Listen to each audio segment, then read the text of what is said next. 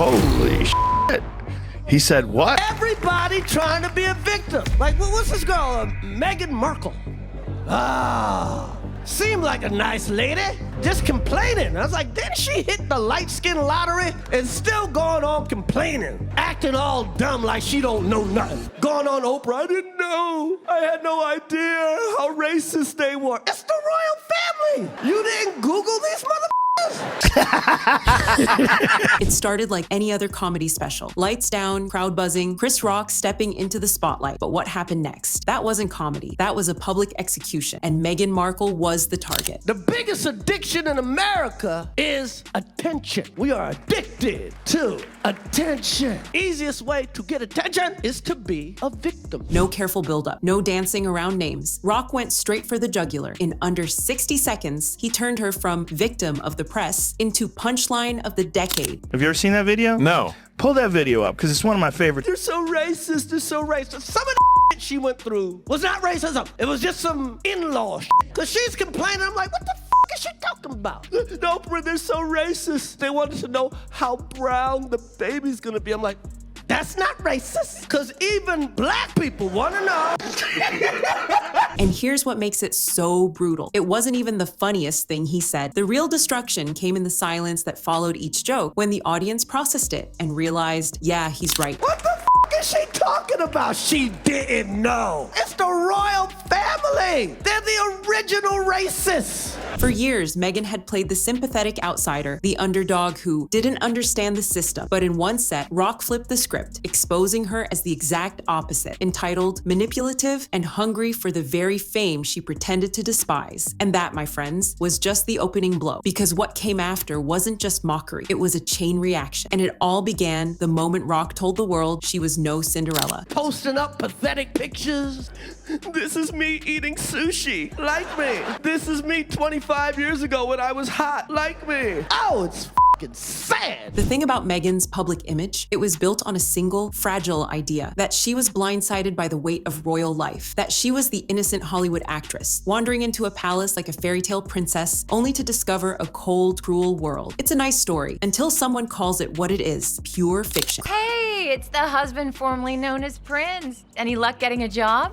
Oh, they had me driving for Uber Eats, but there were too many damn rules. Don't touch the food, don't taste the food, drive on the road. I'm sorry, Rowdy Weddy. Chris Rock didn't tiptoe around it. He didn't question her narrative. He set it on fire. He compared her ignorance of the royal family to a basketball player claiming they'd never heard of the NBA. And the crowd lost it. It was sharp, it was simple, and it was impossible to argue with. In that moment, the illusion cracked. Because let's be honest, Meghan didn't just stumble into royalty.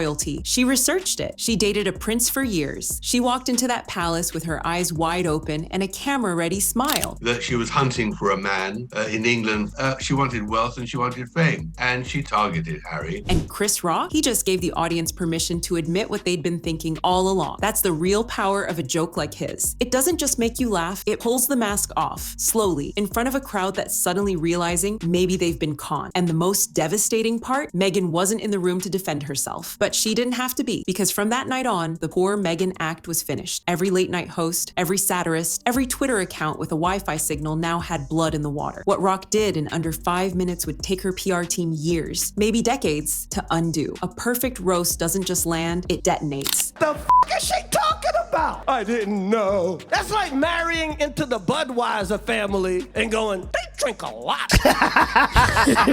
Hours after Chris Rock's special dropped, his Meghan takedown was everywhere. TikTok loops, Twitter clips, YouTube breakdowns with freeze frames of audience members doubled over. And then the comedy world pounced. In Britain, the gloves came off instantly. Comics painted Meghan and Harry as walking contradictions, obsessed with status while pretending to reject it, cashing massive Netflix checks under the banner of purpose. Babe, time to do our daily $250,000 sponsored Instagram post. I shouldn't have left the made-up nonsense. The Duchess of Sussex shared a photo of herself cuddling her daughter on Instagram and a never-before-seen picture from her birth. Their barbs were dry, cutting, and delivered with the kind of disdain only lifelong royal watchers can muster. Across the Atlantic, late-night hosts smelled the same blood. They mocked the brand deals, the self-pity. And this is sweet. Meghan Markle said she has a finger they can use if they need it.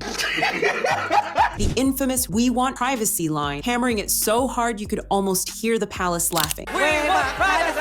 We want privacy! Well, I just think some people might say that your Instagram-loving wife actually doesn't want her privacy. How dare you, sir? My Instagram-loving wife has always wanted her privacy! 5 minutes later.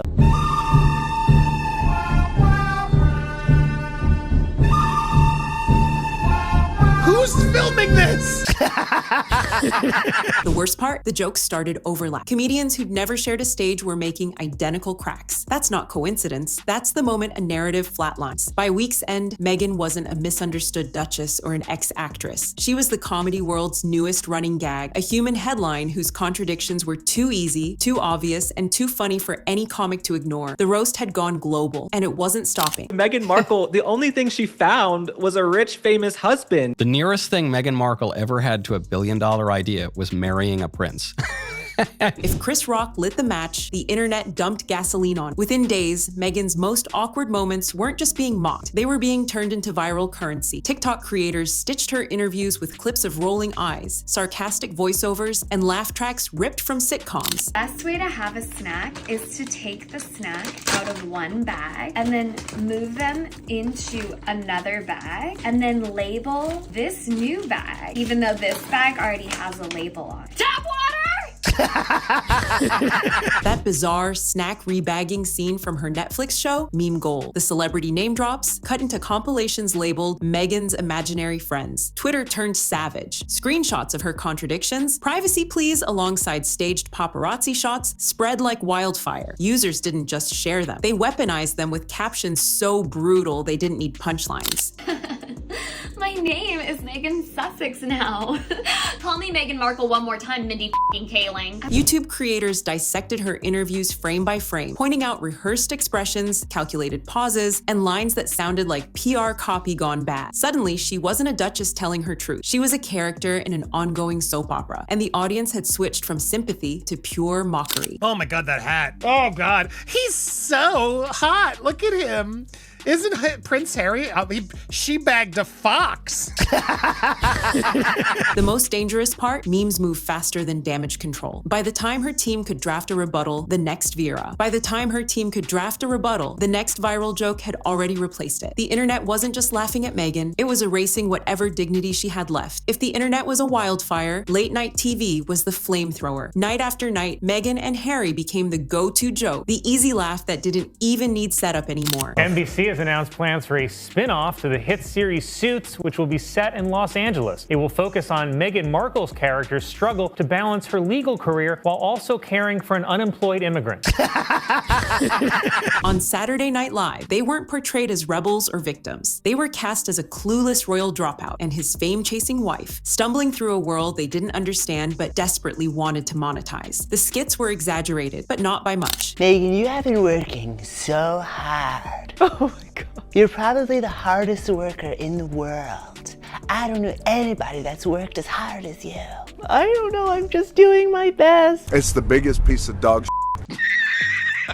Jimmy Fallon zeroed in on the absurd details. Meghan claiming they were married before the royal wedding. Another big revelation was that Meghan said that she and Harry actually got married 3 days before the royal wedding. Great, now I feel like a fool for waking up at 5 a.m. to watch two married people get married. Harry's bizarre oversharing in his memoir. Their habit of turning mundane inconveniences into trauma. Even Stephen Colbert, hardly known for being ruthless, dropped lines that made the audience wince and laugh at the same time. Meghan Markle has finally revealed why she and Prince Harry call each other M and H. What could it be? A mystery for the ages. The magic of late night mockery is repetition. The same jokes get told so often by so many hosts that they stop feeling like comedy and start feeling like truth. If I'm going to succeed in America, I need a lifestyle brand of creams and supplements. Gwyneth Paltrow has Goop, Kourtney Kardashian has Poosh, and Jamie Lee Curtis has Poogert. Now I've got mine, Meg Goo, celebrating the sexy earth goddess in all of us. Within weeks, Meghan wasn't just a controversial figure. She was a fixed part of the late-night script, a permanent character in an ongoing roast that no amount of PR spin could rewrite. Comedians on club stages didn't bother with subtlety or clever nods. They went straight for Meghan's jugular. Simon Brodkin mocked the Netflix doc as a 6-hour infomercial for self-pity, tearing into its staged sincerity and melodramatic music cues. Careful, Harry. I spilled some essential oils on the floor. He ridiculed the idea that bowing to the Queen or curtsying was some kind of traumatic ordeal, comparing it to complaining about having to take your shoes off at the airport. Other comics dug into Harry's own words from spare, twisting his cringeworthy oversharing into setups that made him sound out of touch, pampered, and embarrassingly insulated from reality. I don't know, Megs. I've tried every career there is. Prince, Hitler, maybe I'm just not qualified for anything. That's not true. You're a great husband, a good-hearted man. You've got big, muscular teeth. Thanks, Meg. And I guess now I'm qualified for this. Unemployment! But Meghan was always the bigger target. Her polished sound bites were called Oscar speeches for an audience of one. In comedy clubs, there's no network censor, no polite chuckle. The laughs are raw, loud, and often cruel. And every brutal one-liner spread online instantly, giving the public fresh ammo to keep the ridicule alive. By the time these sets went viral, Meghan's image wasn't just damaged, it was shredded. And nobody in those crowds was asking for it to be put back together. I said H was H was accepted. H has been, H is, and H called me with H, and H was out, and with H. When South Park gets you, there's no coming back. The worldwide privacy tour episode didn't just poke fun, it permanently welded Meghan and Harry's hypocrisy into pop culture. The animated versions of the couple screamed for privacy through megaphones while flying on a private jet, a visual gag so sharp it didn't need a single word of explanation. The satire was brutal because it was exact. Every contradiction they'd ever made was distilled into a 20-minute roast that replayed endlessly online. We want privacy! We want privacy! It's so quiet and empty here. If we moved her, then people would think we're really serious about wanting to be normal. It does seem perfect, doesn't it? Other shows piled on. Family Guy reduced them to a 2-second throwaway line about getting millions for doing nothing, and it hit harder than a monologue. Your millions from Netflix for no one knows what. Put it with the rest of them. Animated satire works differently. Once you're a caricature, that version of you sticks in the public's mind longer than reality ever will. The damage here wasn't just comedic, it was psychological. When audiences start laughing at your cartoon self more than your real one, your control over your own image is gone. By the time the credits rolled on South Park, Meghan wasn't just mocked, she was immortalized as a symbol of performative victimhood, and no press statement or exclusive interview could ever erase that drawing. Sorority girl, actress, influencer, victim. Yeah, that's totally me. What matters is what we have on the inside.